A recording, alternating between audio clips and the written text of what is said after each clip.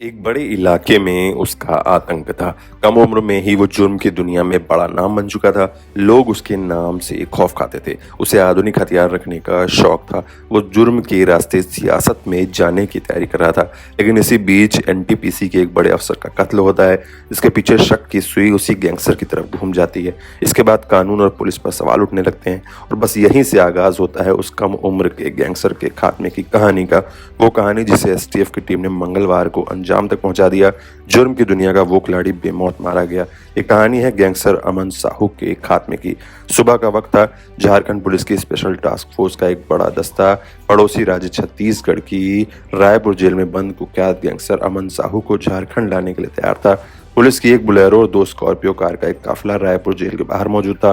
कागजी कार्रवाई पूरी होने के बाद झारखंड पुलिस की एक स्कॉर्पियो में गैंगस्टर अमन साहू को एसटीएफ के 2 हथियारबंद जवानों के बीच बैठाया गया। उस कार के आगे पुलिस की एक बुलेरो चल रही थी और पीछे एक स्कॉर्पियो। 3 गाड़ियों के इस काफिले में झारखंड एसटीएफ के करीब 12 से 15 जवान शामिल थे। कुख्यात बदमाश अमन साहू को लेकर ये काफिला रायपुर से निकल चुका था। काफिला बड़ी खामोशी के साथ झारखंड बॉर्डर की तरफ बढ़ रहा था। कुछ देर बाद ये काफिला अपने राज्य झारखंड की सीमा में दाखिल होता है। ये सीमावर्ती इलाका पलामू जिले में आता है। काफिला आगे बढ़ता है और चैनपुर इलाके में दाखिल हो जाता है। इस दौरान अचानक रास्ते में एक एक करके 3 गाड़ियों के ब्रेक लग जाते हैं। सूत्रों के मुताबिक सड़क पर एक पेड़ गिरा हुआ था। इससे पहले कि एसटीएफ के जवान कुछ समझ पाते, अचानक बीच वाली गाड़ी में हलचल होती है। पलामू की पुलिस अधीक्षक रेशमा रमेशन के मुताबिक बीच वाली स्कॉर्पियो गाड़ी में बैठा अमन साहू एक जवान की इंसास राइफल छीन लेता है और बगल में बैठे जवान को धक्का मारकर गाड़ी का दरवाजा खोलता है और भागने लगता है। जब एसटीएफ का जवान उसे रोकने की कोशिश करता है तो अमन साहू उस जवान पर फायर करता है। गोली लगने से जवान घायल हो जाता है।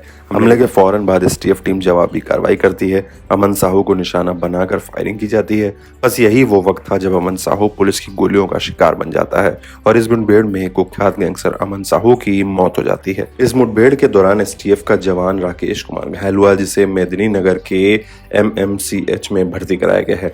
बताया जा रहा है कि एसटीएफ के काफिले को रोकना अमन साहू के गुर्गों की साजिश थी। वो अमन साहू को छुड़ा कर ले जाने की फिराक में थे। जब पुलिस ने मौका वारदात पर सर्च ऑपरेशन चलाया तो वहां से 2 बम भी बरामद हुए। पुलिस और तमाम एजेंसियां इस मामले की जांच में जुट गई हैं। अमन साहू ने महज 17 साल की उम्र में क्राइम की दुनिया का रास्ता चुन लिया था। फिर उसने पलट कर पीछे नहीं देखा। हत्या, रंगदारी, लूटपाट और वसूली जैसे काम अंजाम देकर वो अंडरवर्ल्ड का बड़ा डॉन बनना चाहता था। यही नहीं, वो खुद को अंडरवर्ल्ड का डॉन लॉरेंस बिश्नोई का करीबी बताया करता था। तो रांची के छोटे से गांव मतबे का रहने वाला था। अकेले झारखंड में ही उसके खिलाफ 100 से ज्यादा मामले दर्ज हैं। असल में अमन पहले एक हार्डकोर माओवादी था। बताया जाता है कि उसने साल 2013 में अपना खुद का गैंग बनाया था। इसके बाद अमन के खिलाफ कोयला व्यापारियों से रंगदारी, लेवी वसूली और हत्या जैसे मामले दर्ज हो गए। करीब 2.5 साल पहले छत्तीसगढ़ के कोरबा में अमन साहू के गैंग के सदस्यों ने बर्बरी ग्रुप पर फायरिंग की थी। उस समय रायपुर के शंकर नगर इलाके में कंपनी के पार्टनर के घर के बाहर गोली चलाकर इन लोगों ने सनसनी मचा दी थी।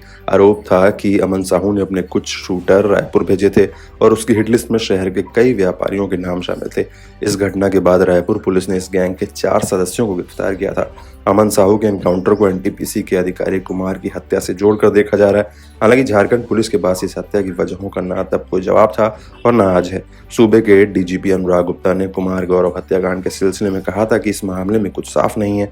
ये हत्या किन हालात में हुई है, किसने की है और क्यों की है। डीजीपी के पास इन सवालों का कोई भी संतोषजनक जवाब नहीं था।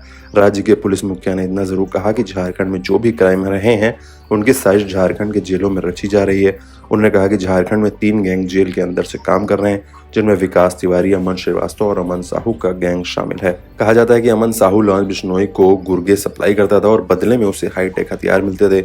अमन साहू की AK-47 राइफल के साथ तस्वीरें वायरल हुई थी। गैंगस्टर अमन साहू के खिलाफ दिल्ली में भी 2 मामले दर्ज हैं। यही नहीं, इसी साल जनवरी में एनआईए ने टेरर फंडिंग मामले में रांची और हजारीबाग जिले में मौजूद अमन साहू के 3 ठिकानों पर करीब 6 घंटे तक छापेमारी की थी। इस दौरान एक SUV, CCTV का DVR और बैंक ट्रांजैक्शन से जुड़े कागजात जब्त किए गए थे। उस वक्त अमन साहू पलामू जेल में बंद था, लेकिन उसका टेरर नेटवर्क झारखंड, बिहार, छत्तीसगढ़ सहित कई राज्यों में बेखौफ तरीके से संचालित हो रहा था। झारखंड के विधानसभा चुनाव के दौरान अमन साहू विधायकी का चुनाव लड़ना चाहता था, जिसके चलते अमन साहू की मां किरण देवी ने बड़कागांव विधानसभा क्षेत्र के लिए नामांकन प्रपत्र खरीदा था। लेकिन छत्तीसगढ़ हाईकोर्ट ने उसके चुनाव लड़ने पर रोक लगा दी थी। आरोप है कि अमन साहू की हिटलिस्ट में अक्सर बड़े कारोबारियों के नाम रहा करते थे, जिनसे वो रंगदारी और वसूली करता था।